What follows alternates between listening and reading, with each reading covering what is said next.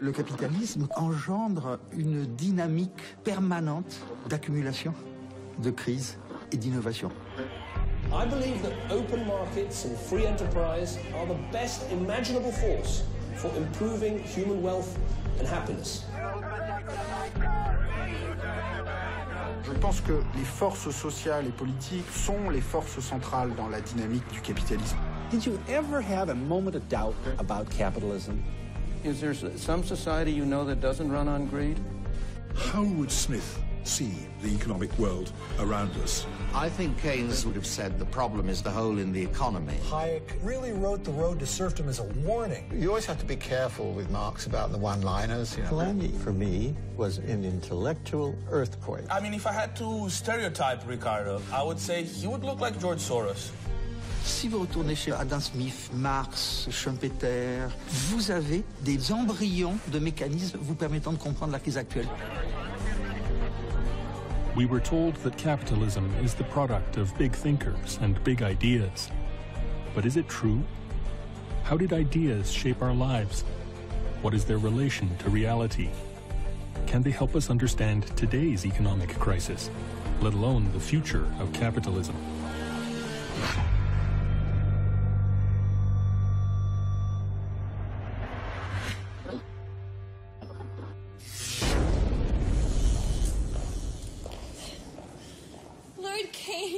Welcome, sir. It's a pleasure. The pleasure's all mine. Tell them I've arrived. And then tell them I've arrived. Hayek versus Keynes. It was described as a debate that shaped the economic thinking of an entire century. It was even made into a music video after the 2008 financial collapse. Freddie. Yep. Keynes. Hey, listen, party at the Fed. Austrian economist Friedrich Hayek was going to debate British economist John Maynard Keynes on how to extricate societies from the severe depression of the 30s, capitalism's worst crisis. We've been going back and forth for a century. I want to steer markets. I want them set free. There's a boom and bust cycle and good reason to fear it. Blame low interest rates. It's the animal spirit.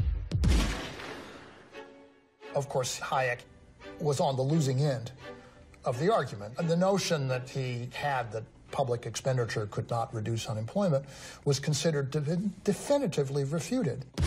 Since the crash of 2008, the debate is with us again. We are on the road to serfdom. Friedrich Hayek wrote this book 50 years ago, but what he predicted is coming true. In Hayek's name, a rebellion against government's involvement in the economy sprang up in the United States. In Europe, Hayek is the enemy for these anti-austerity demonstrators rebelling against market rule of society. This is the story of how and why the debate which seemed to be resolved in the 30s has resurfaced time and time again.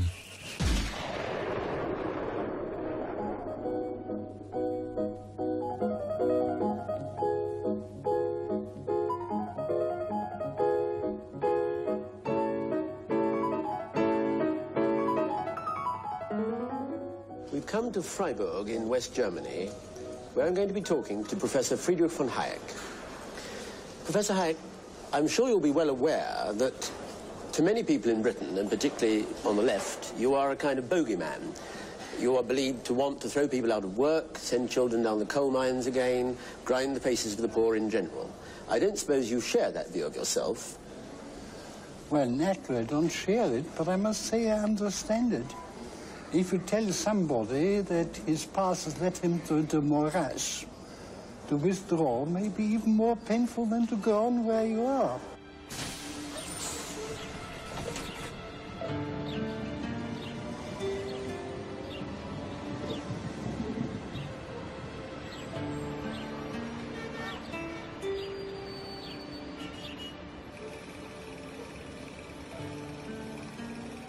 Friedrich Hayek was born in Vienna in 1899, and at that time, Vienna was the capital of the Austro-Hungarian Empire.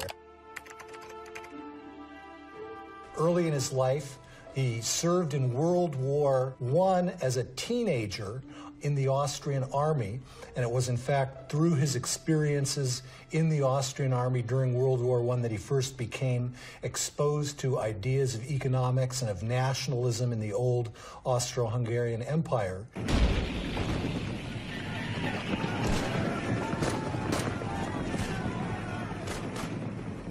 Dear Mother, here I am again, in a spotter's position in a foxhole, euphemistically called Hero's Hole.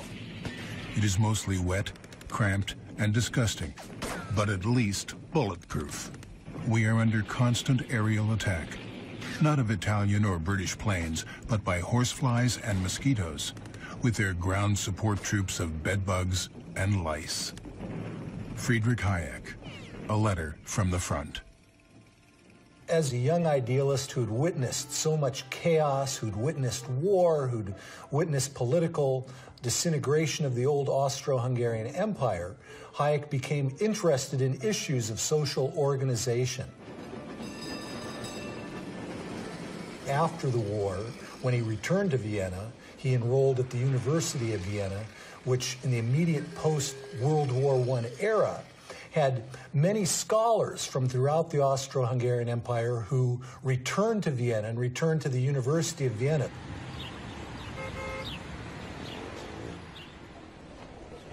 The University of Vienna came to be known as the home of the Austrian School of Economics, which broke from dominant economic theories and methods of the time. The difference with the classical economics was that they were not dealing with large social entities, classes, but they were dealing with individuals, the decisions of individuals acting in a market. So we are in a world that is entirely individualized in the sense of individual consumers, individual producers considered like independent, freestanding little firms. It was an extreme individualism. Really, I think it is a class issue. It was the utter fear of Bolshevism. The Russian Revolution made a huge, huge impact in Europe. It utterly terrified the propertied classes across the continent. And the language that was used, the dictatorship of the proletariat, it sounded utterly frightening. Hayek originally had views that were moderately socialist. He thought that there was a very large role for government to play in society in directing economic activity. However, after he graduated from the University of Vienna, he began to take classes and work for Ludwig von Mises, who was a great Austrian economist, who really persuaded Hayek that the problem with socialism wasn't that socialism would be undesirable if it were feasible, but that practically socialism is not possible.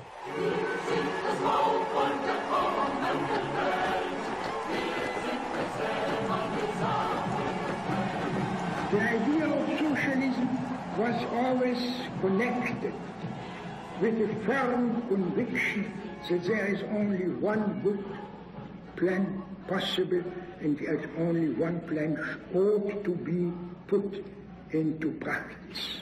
Mises really developed these arguments in his socialist calculation debate, where he tried to argue against socialism, that simply without a profit and price and property system, that you really can't have any sort of rational valuation or calculation in economics, and therefore rational economic activity becomes impossible.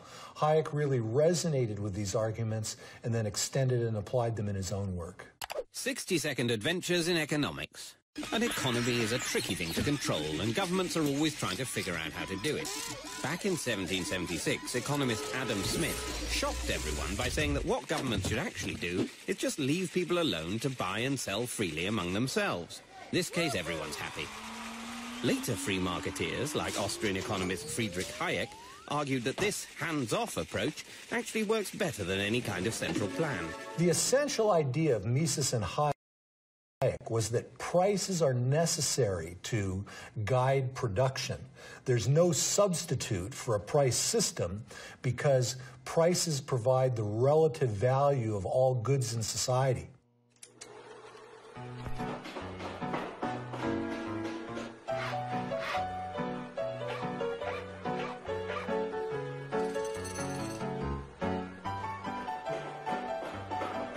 Mises gave the example of building a house. He said that a house can be built of wood, it can be built of concrete, it can be built of steel, you can use brick, you can use glass. How much of each one of those products should you use in the building?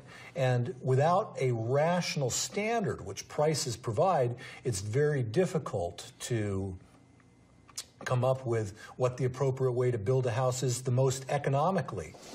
The whole order of international cooperation has been built on such a signaling system. And these signals, you mean, are the prices in a free market? Entirely the price in the free market, which alone have made the present level of wealth possible. Isn't it a philosophy based essentially on selfishness? What about altruism? Where does that come in? It doesn't come in. See, both altruism and solidarity are very strong instincts which guide man in the small group who was serving known other persons when his efforts were directed to the needs of familiar people.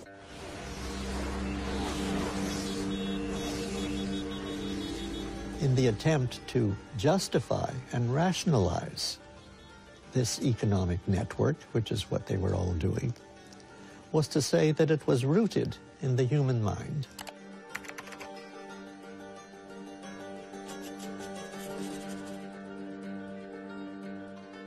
The brain was built that way, and this was rational action, and that any other kind of economics or economic system would either get hopelessly entangled without the lead of prices, or it would just be irrational.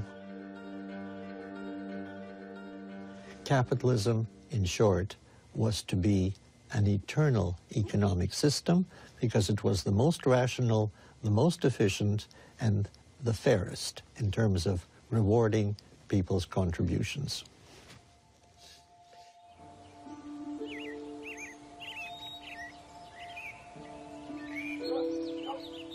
If Hayek's ideas were forged out of the chaos of the First World War, John Maynard Keynes came of age intellectually in this house in Charleston, England.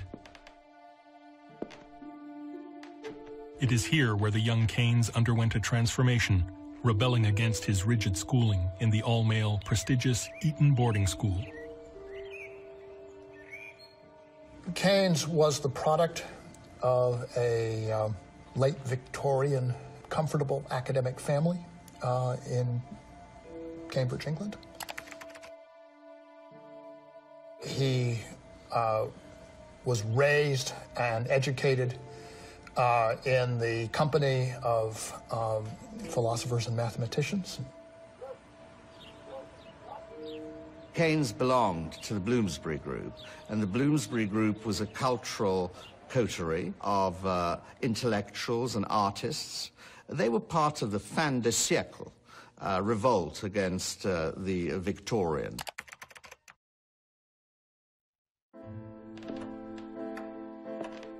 You had this revolt in art, in literature, and in philosophy. And it was just basically saying a new age has dawned, and we're part of that. It was also an age of sexual liberation. They abandoned the conventions of marriage, and there was a lot of homosexuality. And Keynes was involved in that as a young man, too.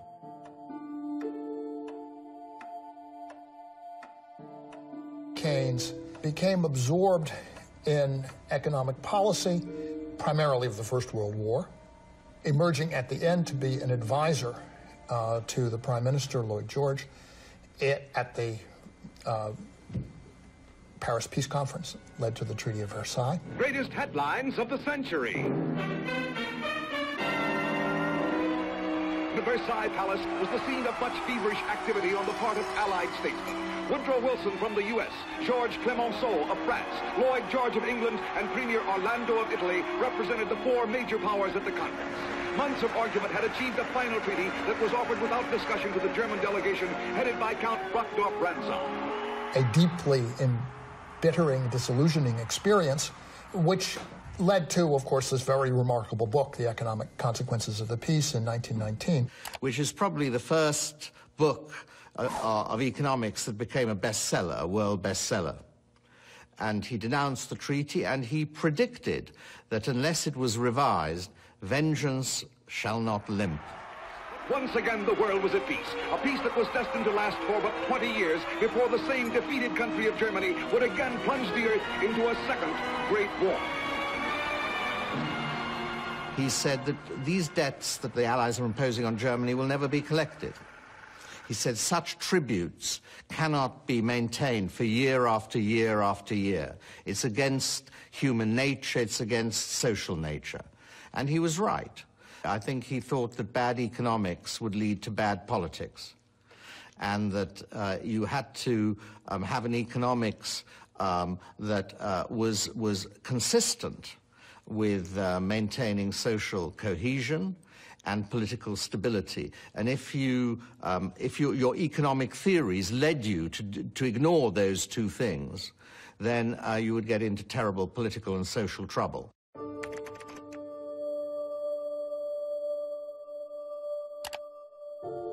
But such a mixing of politics and social observation with economics was alien to Hayek and the Austrian school of economics.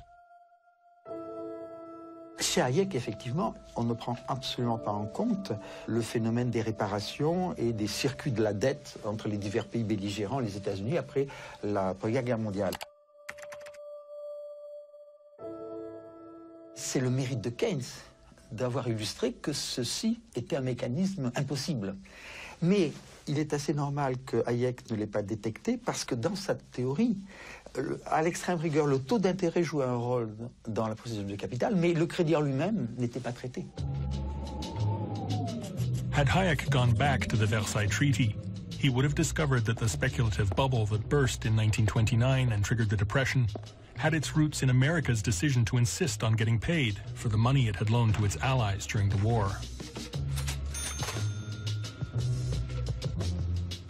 The Allies turned to Germany and said, you have to pay us enough money to pay the United States for the debts that we took in defeating you.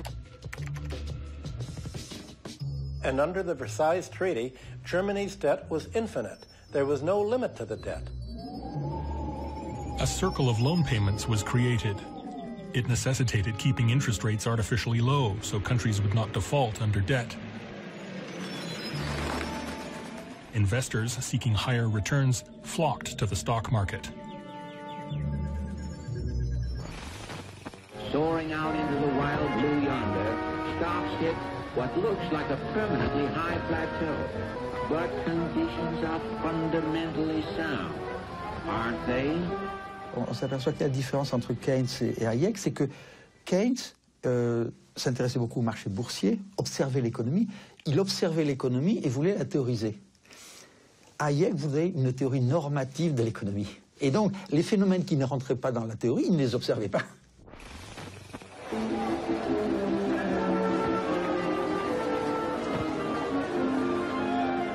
Tuesday, October 29th, 1929, in history's worst panic, over 16 million shares have dumped on the market as stocks go down, down, down.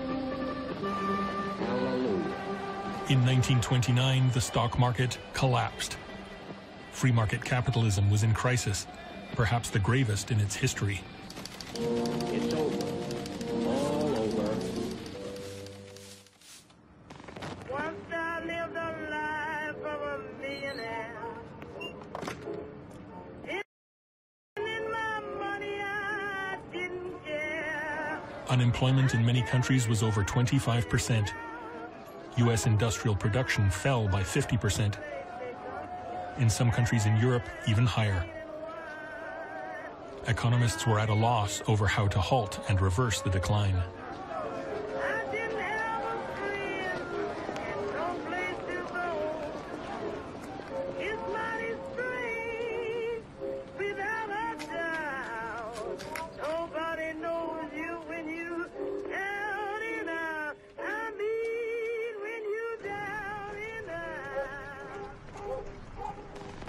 In 1931, Hayek was invited to give a series of lectures at the London School of Economics by Lionel Robbins.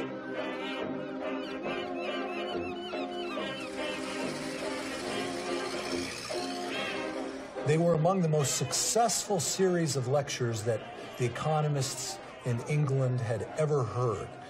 They seemed to give an answer to what was wrong with the Great Depression.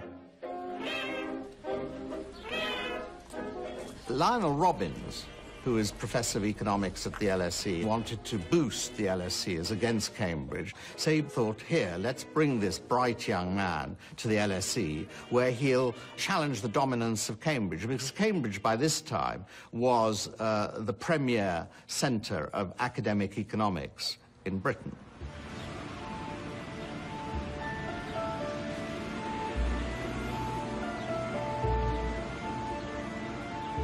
So this is how the so-called debate of the century began, with a rivalry between schools of economics. A younger LSE, London School of Economics, against the older, more established Cambridge, a university which was under the spell of John Maynard Keynes, probably the best-known British economist at the time.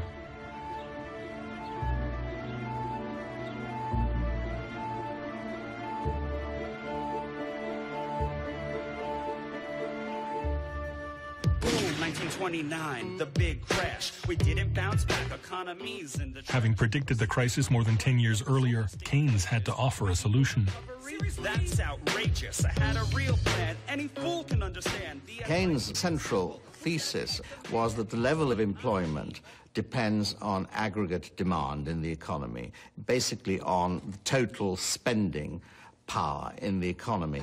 A live fast, die young kind of chap called John Maynard Keynes cheerfully pointed out that, in the long run, we're all dead. So to avoid the misery of unemployment, the government should instead spend money to create jobs. Whereas if the government tightens its belt when people and businesses are doing the same, less is spent, so unemployment gets even worse. When everyone else is trying to increase their saving, if governments then decide they've got to reduce their spending, that simply aggravates the fall in total spending in the economy and makes the slump worse than it should be. Hayek's view was that there had been too much capital production. Because interest rates had been kept artificially low by the Federal Reserve Board in the United States, this had encouraged too much capital development. The capital development was unsustainable. And for that reason, the appropriate course for the economy and for government to follow was basically a hands-off policy and allow the economic downturn to play itself out and for the bad investments to be liquidated.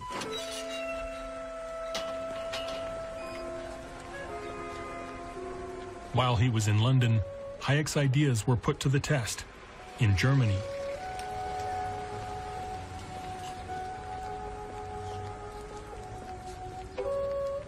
Ja, es ist sehr bedauerlich, gerade in Deutschland, dass die Erfahrungen aus den frühen 30er Jahren überhaupt keine Rolle in unserer Diskussion spielen. Wir haben ja mit dem Reichskanzler Brüning in der Tat einen Politiker gehabt, der versucht hat, in einer extremen Rezession, Depression, das Haushaltsdefizit möglichst klein zu halten. Germany, which is putting all her energies to the gigantic task of setting their house in order by hard work and sound economy, will feel encouraged in a heroic struggle for reconstruction and stability. Und Brüning hat das geschafft. Das ist sehr eindrucksvoll. Brüning hat wirklich so stark gespart, dass in dieser Phase der extremen Depression das Deutsche Reich kaum ein Defizit gemacht hat. Aber der Preis war natürlich katastrophal. Es war ein massiver Einbruch der Wirtschaftstätigkeit. Es war ein Preisverfall, eine breite Deflation und ein extremer Anstieg der Arbeitslosigkeit, der dann in Deutschland zu all den schrecklichen politischen Folgen geführt hat und an denen die ganze Welt dann doch sehr zu leiden hatte. Vengeance should not limp, said Keynes in his book. His warning about ignoring the social costs of economic decisions materialized in Germany's 1932 electoral campaign. 13 Jahre lang haben sie wirtschaftlich-politisch bewiesen, was zu leisten sie fähig sind. Eine Nation wirtschaftlich zerstört den Bauernstand ruiniert, den Mittelstand verelendet, die Finanzen in reichen Ländern, in den Kommunen zerrüttet, alles bankrott und 7 Millionen Arbeitslose. Sie können sich finden, wie sie sich finden wollen. Dafür sind Sie verantwortlich.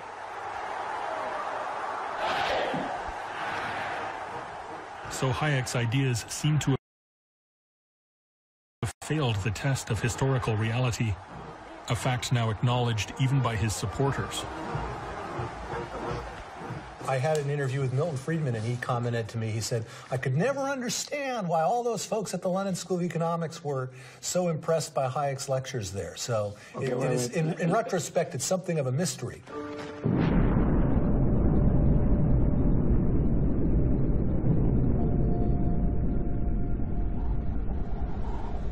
By the end of the war, Hayek was forgotten, his ideas marginalized. Keynes' message and ideas appealed to a world where public and private sectors tried jointly to rebuild out of the ruins. Japan lost the war in 1945. The entire nation was devastated, and we needed to reconstruct the nation. Naturally, in the new world, the private corporations also need to help Japanese country. You could imagine yourself at Earl's Court if you wandered into the New York Motor Show. There were so many British cars there. A great thing for the export trade. The Japanese section attracted a lot of interest. Exports are as vital to them as to our own country.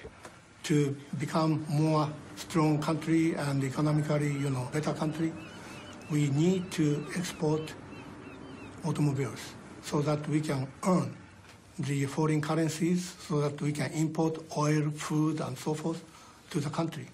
So that was one of the Toyota's responsibility, being the manufacturer, being able to export our products and earn the foreign currencies. Dauphine Renault, la plus vivante des 4 places, 115 km/h et seulement 6 litres au 100. In France, a car company like Renault was nationalized and recruited for the national project of reconstruction. Government was not the enemy of the market, as Hayek argued, but its ally. Capitalism suddenly developed a softer image. Entre 1950 et 1980, on a en Europe et au Japon une croissance exceptionnellement rapide de l'ordre de 4-5% par an pendant 30 années consécutives. Ça fait maintenant depuis 30 ans, de 1980 à 2010, où on a une croissance dans les pays riches qui ne dépasse pas 1%, 1,5% par an en moyenne. On reste dans cette nostalgie des 30 glorieuses pour un monde où on pensait avoir domestiqué le capitalisme, domestiqué les inégalités. C'était en partie une réalité, mais ça venait aussi du fait que les crises entraînées par les guerres mondiales et par la dépression des années 30 avaient conduit à une remise en cause complète du laisser-faire économique. As the people of Britain began digging out from among their ruins, they fixed all their energies upon one goal, a post-war society stabler and more equitable than any Britain had ever known. La puissance publique, à partir de 1945, non seulement a créé des systèmes de sécurité sociale, de protection sociale, mais aussi à mettre en place un système de régulation des marchés financiers, d'entreprises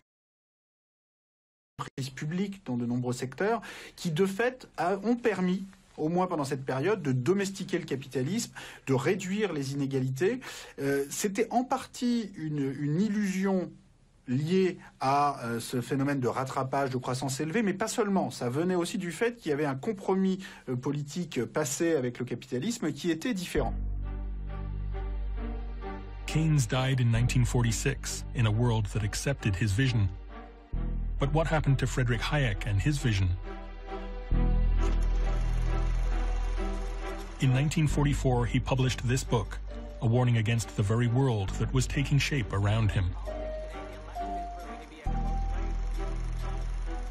Hayek really wrote The Road to Serfdom as a wake-up call or a warning that if this same sort of organization of the economy that existed during World War II were preserved after the war, that it would lead to a dictatorial society. The root of fascism and Nazism, according to Hayek, was not the economic collapse triggered in part by the unregulated free market, but by precisely the opposite, abandoning the liberal ideas which were at the root of the free market. Regulations and state intervention, he argued, led us to serfdom in the past and would lead us there again.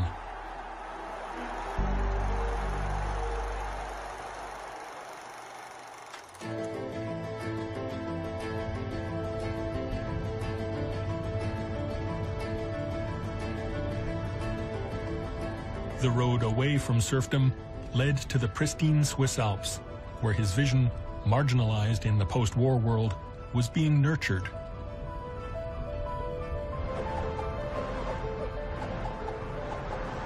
In 1947, Hayek founded the Mont Pelerin Society, which was named after the mountain in Switzerland where the first meeting of this association met.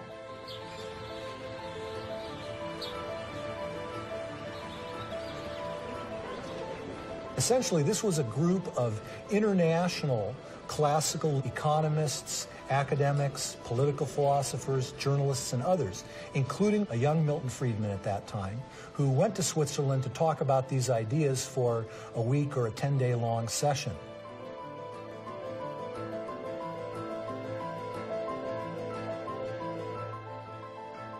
Tous les opposants à Keynes ont créé le Mont Pelerin, un laboratoire de réflexion, un think tank, dans lequel ils ont essayé de dire nous luttons contre Keynes. Ils n'ont pas cessé de développer des arguments, d'abord à Chicago, puis au Mont Pelerin, en disant il faut restaurer la logique du libre marché. Et le personnage central, c'est Milton Friedman. It was a major factor in maintaining a steady stream of influence on ideas. It enabled people who were isolated in their own countries once a year, to at least, to get together with people who felt the same way they did, to be in a situation in which they could discuss issues without worrying that somebody was trying to stick a knife in their back. Hayek est un économiste ésotérique, un économiste pour économistes. Son influence pratique est très très très faible, alors que celle de Milton Friedman a été tout à fait importante sur cette restauration du monétarisme, restauration du rôle minimal de l'État.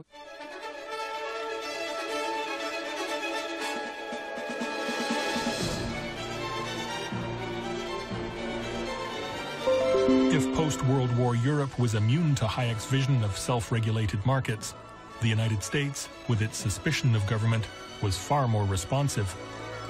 Hayek's fight against Keynes' legacy was taken over by Professor Milton Friedman.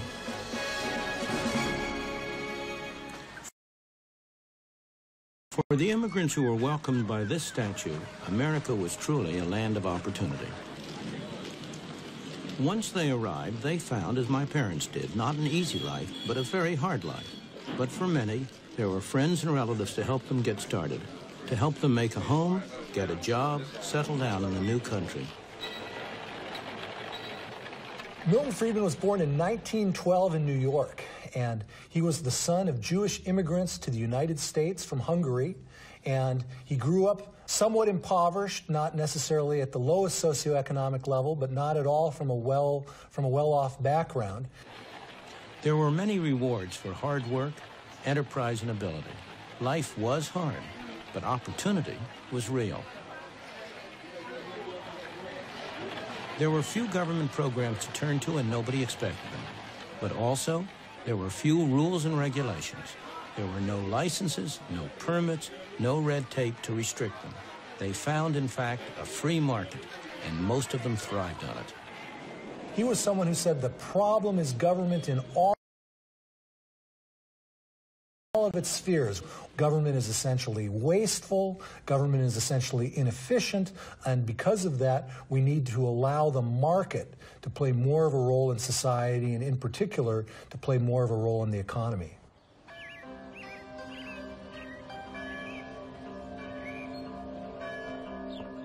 Hayek was a refugee from the old world, without a permanent teaching position in the US.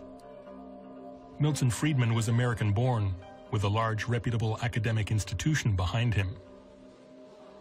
The image of the Chicago school, outside of Chicago, outside of us, is semi-ideological. That the idea is that Milton Friedman wrote Free to Choose and other books which were persuasive tracts, in a sense. But in his classes, he never taught anything of that.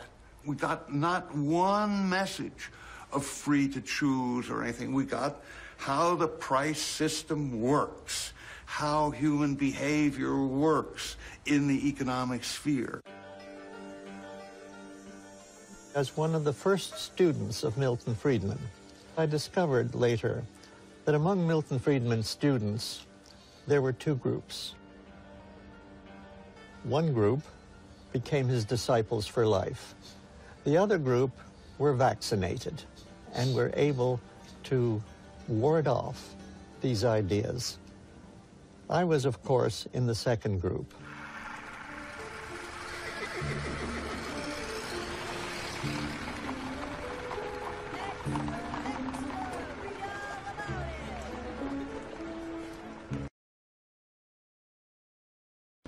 When we look back at the 19th century, what is striking then, and I have to admit even today, I regret to say, is the sense that the market is the utopia for human existence.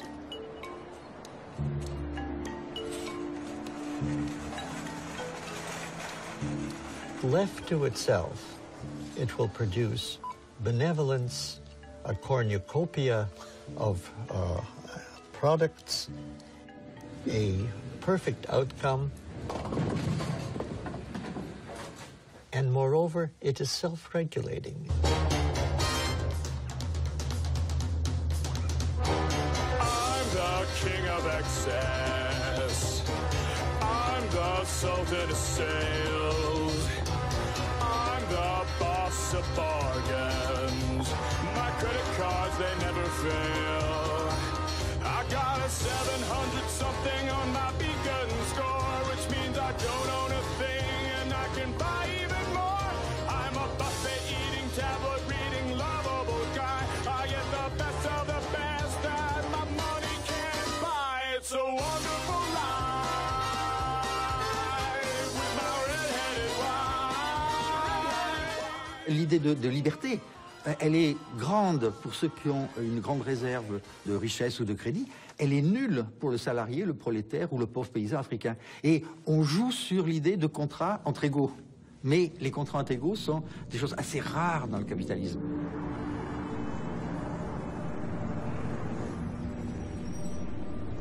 L'illusion néolibérale n'est pas quelque chose de nouveau, c'est quelque chose qu'on observe déjà au XIXe siècle. Et de ce point de vue-là, la France est un pays intéressant parce que c'est vrai que la France, après la Révolution française, qui est un peu la révolution bourgeoise par excellence, la France vit vraiment dans cet idéal de l'égalité des droits face au marché.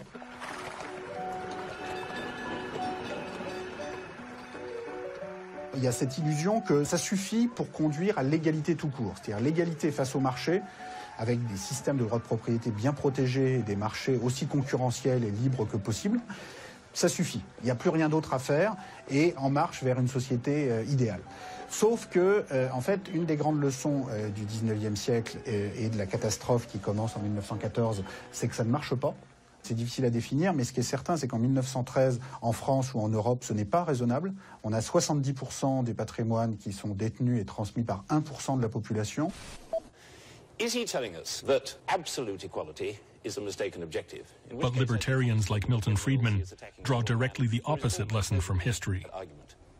When you say that it is wrong for government to intervene in the free enterprise system to do something about inequality, you evoke a model of a free enterprise system which does not exist and has never existed to a significant extent in history or anywhere in the world. I agree with you that everything called free enterprise is not free enterprise. But I challenge you to find a single example in history at any time of any society where people have been relatively free, and I don't mean merely what you call merely economic freedom. I mean freedom in the full sense. I mean freedom of individuals to pursue their own objectives, their own values, to live their lives. I want you to name me any society in which you've had any large measure of that freedom, where capitalism and free enterprise has not been the predominant mechanism for controlling economic activity. On s'imagine aujourd'hui qu'il suffit d'avoir des marchés plus libres, plus concurrentiels pour aboutir à une société harmonieuse et à une répartition des richesses, si ce n'est égalitaire, du moins raisonnable dans cette inégalité. Eh bien non, il n'y a rien dans cette logique du marché libre et parfaitement concurrentiel qui garantit ça, pour une raison qu'on peut résumer assez simplement, qui est que structurellement, des marchés très libres, concurrentiels, n'empêchent absolument pas le fait que le rendement du capital puisse être de façon permanente supérieur au taux de croissance, ce qui génère presque inévitablement une concentration très très forte des patrimoines. The lesson from the 19th century was lost as economic stagnation and decay gripped Britain and the United States in the early 70s. The golden years were over. With the economic decay, government involvement in the economy was now seen as an obstacle to growth. Milton Friedman and Friedrich Hayek were back. À partir des années 70-80, on voit notamment au Royaume-Uni et aux États-Unis des mouvements politiques qui veulent remettre en cause cette plus forte intervention de l'État dans l'économie. Je pense en grande partie du fait d'une réaction face à un sentiment justement de rattrapage par les perdants de la guerre. C'est-à-dire, on est très marqué dans les années 70 par le fait que l'Allemagne, le Japon, bientôt la France, voire l'Italie sont en train de doubler le Royaume-Uni, rattraper les États-Unis, et des mouvements politiques se mettent à dire ça va pas du tout, c'est l'État-providence nous a ramollis, il faut en revenir à un espèce de capitalisme mythique du 19e siècle sans État qui va enfin redynamiser les entrepreneurs anglo-saxons.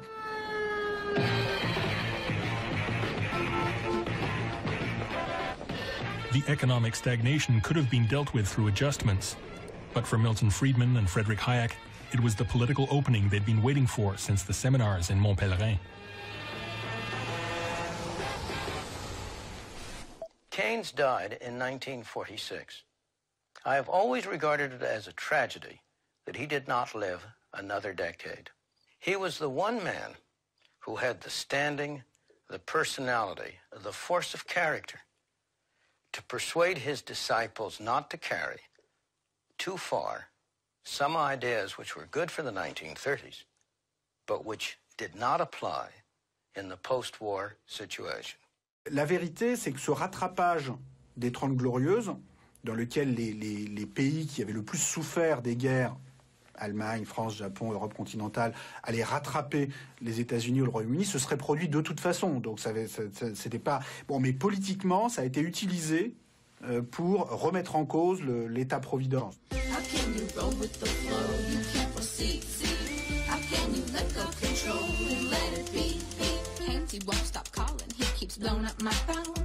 He wants to teach me something, and he won't leave me alone. I tell him there's no use in trying, 'cause Friedrich Hayek is my guy. And if you wanna get with a girl like me, you got to let go control of the economy. I said, if you want Suddenly Hayek was cool, even for rebellious teenage girls.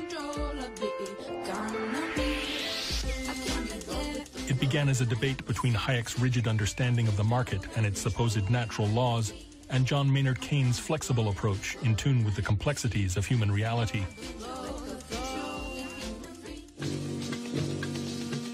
"40 years later, the roles were reversed. Keynes' followers were now perceived as adhering to rigid models. Milton Friedman and Friedrich Hayek were suddenly the champions of freedom and liberation, in tune with reality.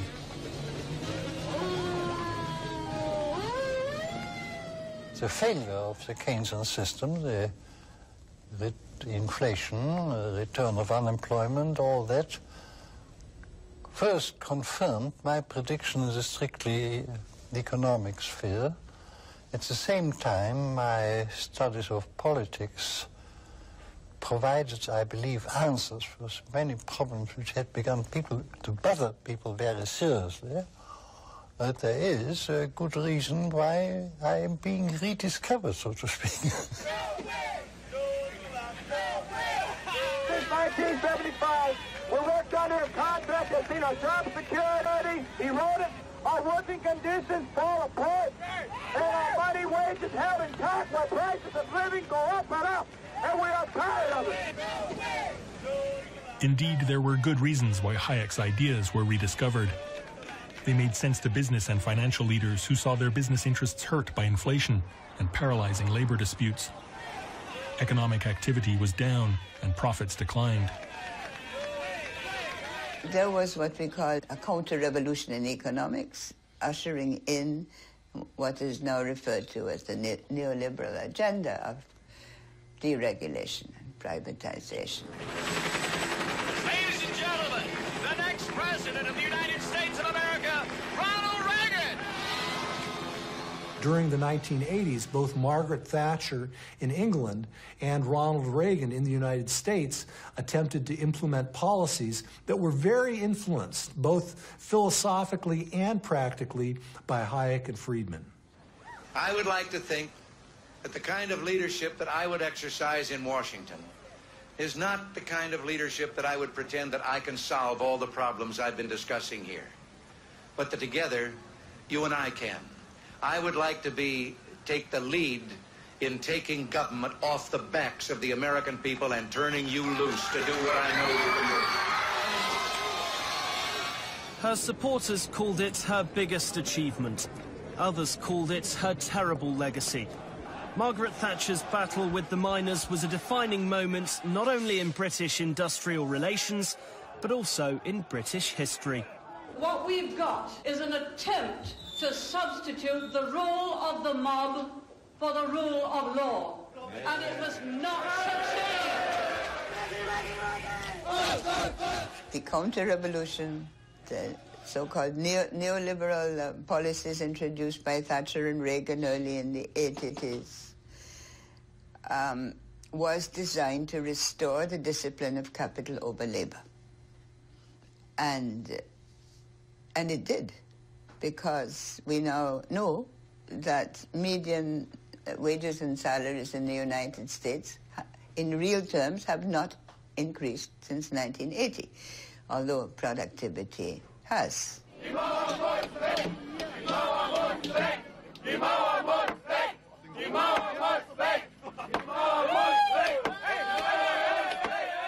La chute du mur en 1989 et la chute du système soviétique en 1990 laisse le capitalisme sans rival et conduit à une nouvelle période de foi démesurée, disons, dans la capacité d'autorégulation d'un système de libre marché, de libre concurrence et une foi sans limite dans le capitalisme privé à générer ses propres règles. My name is Jordan Belfort. At the tender age of 22, I headed to the only place that befit my high-minded ambition. Je pense que cette période, un peu folle d'un point de vue idéologique, explique beaucoup des dérèglements financiers des années 90-2000. And we thought capitalism had finally been tamed after the Second World War.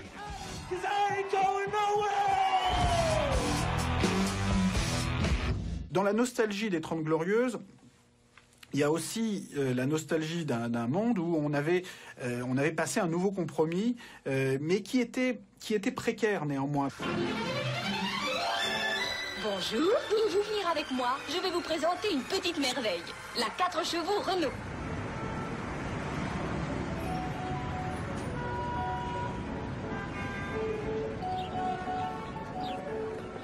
C'est important de comprendre que beaucoup des réductions des inégalités qu'on a eues au XXe siècle ont été causées soit par les guerres, soit par des réactions politiques à la suite des guerres qui se sont faites un peu dans l'urgence.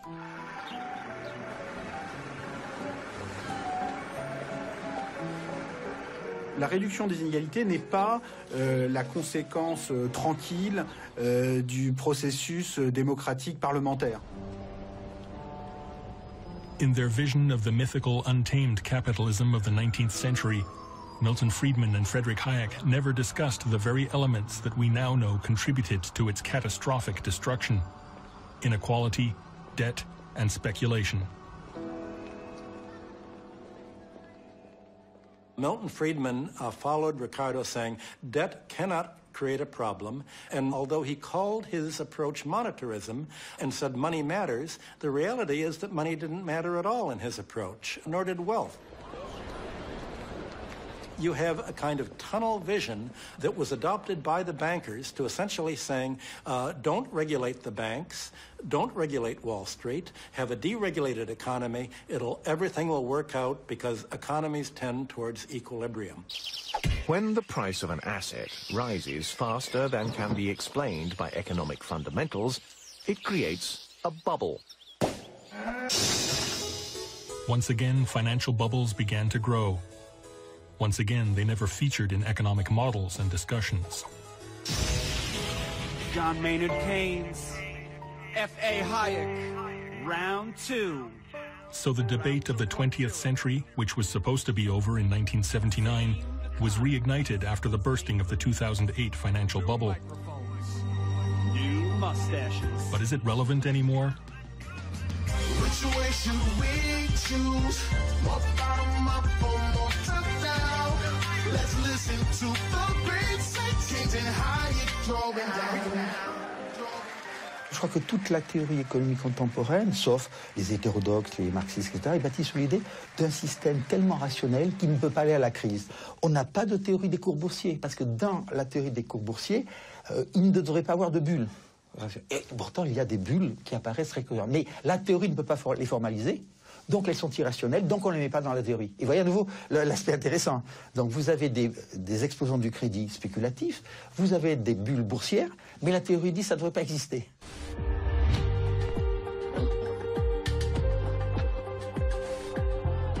So the debate between Hayek and Keynes might be obscuring today's reality rather than helping to clarify it. Maybe it's time to discover a lesser-known thinker who did talk about debt and money, and whose ideas may be far more relevant to helping us understand our 21st century reality.